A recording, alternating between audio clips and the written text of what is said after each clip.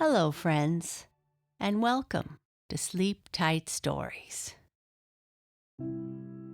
If you are enjoying the podcast and would like to show your support, then we would love for you to check out Sleep Tight Premium. Not only would your support help us to continue producing the show, but our premium feed is all about supporting your sleep time routine. For September, we are offering 50% off all our plans for the first 3 months and 50% off our already discounted yearly plan. Check out sleeptightpremium.com or follow the link in our show notes. Thank you.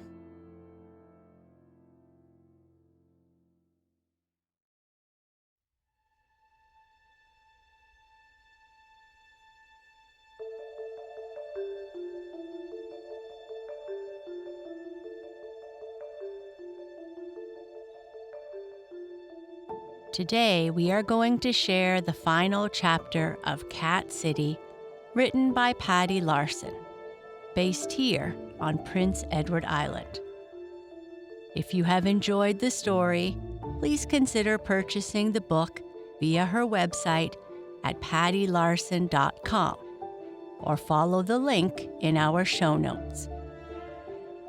If you would like to listen to Cat City from the beginning, you can find all the episodes in order at our website or via our playlist on Spotify. Links to both are in our show notes.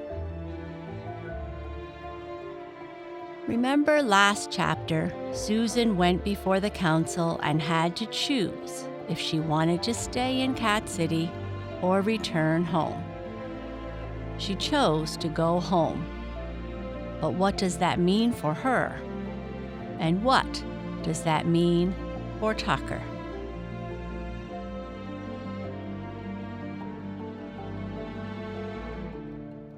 Chapter 22.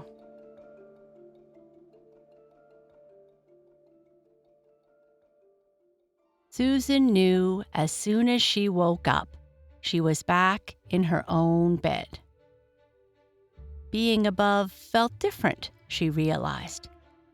For one, the air was wrong.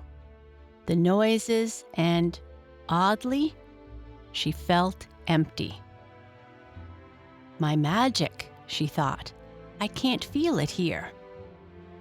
For some reason, that made Susan very sad. She opened her eyes in the dark of her bedroom and saw light under her door. For the first time, she worried about what to tell her parents. She was gone for days. They must have been terrified. Susan struggled through one idea after another and came up blank. Not like they'd believe the real thing anyway, she thought, and I promised I wouldn't tell. Her fingertips strayed out next to her, out of habit, and met only cool comforter. She jerked her hand back when she realized what she was doing and fought not to cry. I can cry in Cat City, she told herself. Cats don't count. But no way was she letting her parents catch her sobbing like a baby, even though that was exactly what she wanted to do. Either that, or try to find the city again and beg Tucker to come home with her. Susan choked on a sob. The very idea she would never see her best friend again, she couldn't take it. Just couldn't, not after everything she went through. Despite her best intentions, she started to cry. Footstep stopped outside, and her door creaked. And then, Dad was there. Susan sat up and he hugged her as she sobbed and sobbed into his soft brown sweater. "It's okay, honey," Dad said as he stroked her hair. "You're safe now. It's okay." She hiccuped through her tears and leaned back. "I'm so sorry I was gone so long," she cried. "I can explain. Don't be mad." Dad wiped her tears away, shushing her. "Honey, it's okay, honest. Mom found you almost immediately. You had a nasty fall, sweetie. Hit your head, but you're okay now." Susan stared at him, tears forgotten. "What? Dad, I was gone for days." He laughed a little, and she could see how worried he had been. "That was quite the fall, Susan," he said, "but it was just this morning. Were you dreaming?" Was she? She took a long moment to rack her brain. Had it all been a dream? She looked down at her hand where the rat bit her. There was nothing there. No mark, no scar. Just her own pink skin. Susan looked up at Dad, confused now. I don't know," she said. "It seemed so real." She was so sure. But when she touched the back of her head, the huge lump there hurt. "You'll have to tell me all about it," Dad said. "In the morning." And Mom was there, hugging her. "When you're rested." Susan nodded a little. She was so confused. She looked up at Mom. "Where's Tucker?" she said. "Who, honey?" Mom asked. Susan shook her head, which made it ache. "Sorry, Kitty." Mom and Dad exchanged a look. "I haven't seen him," Mom admitted. "He may have had another home after all." Which made Susan want to cry all over again. Not only was what she had gone through most likely a figment of her imagination, her cat, her best friend who she built the whole dream on in the first place, was gone. She laid back down, too tired to cry anymore. Mom tucked her in, and both she and Dad kissed her softly goodnight. "Love you, honey," Mom said at the door. "Love you, Susan," Dad said. "Love you too," she managed. Mom switched off the light, and Dad pulled the door shut most of the way behind him. Susan lay there for a long time, heart breaking. "It wasn't a dream," she argued. "You hit your head," she reminded herself. "You could have made it all up." "That's not what happened," she shouted back. "You were there. I was there. Cat City." "Right," she answered.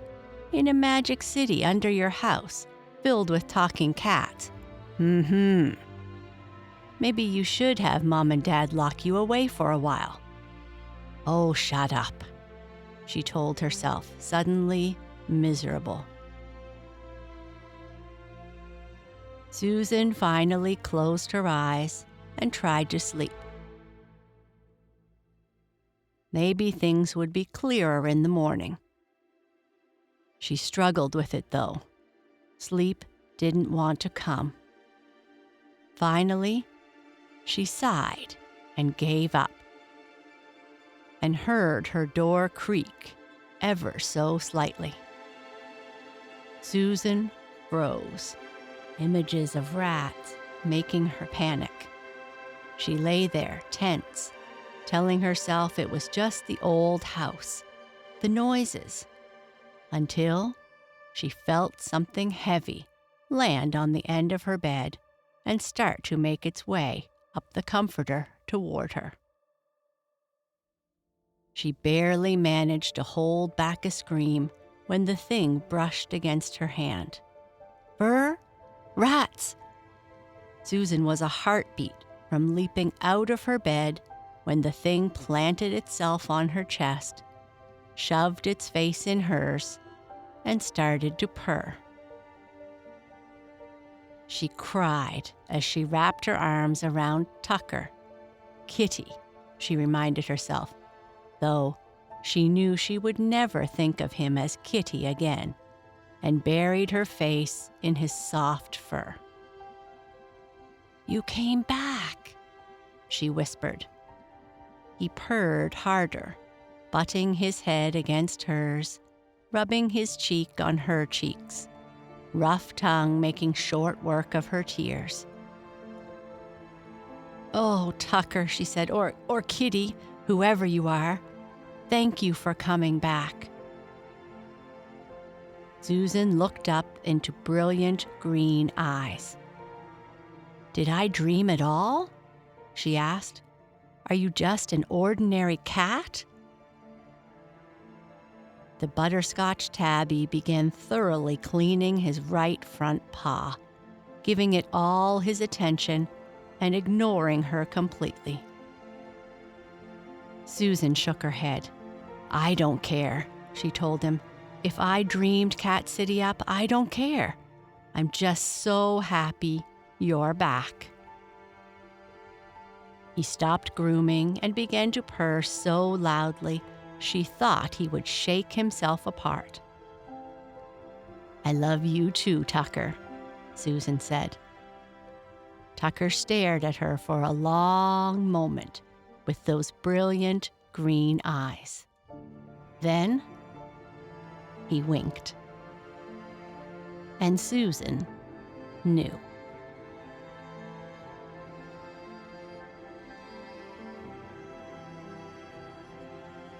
And that is the end. I hope you enjoyed it. Good night. Sleep tight.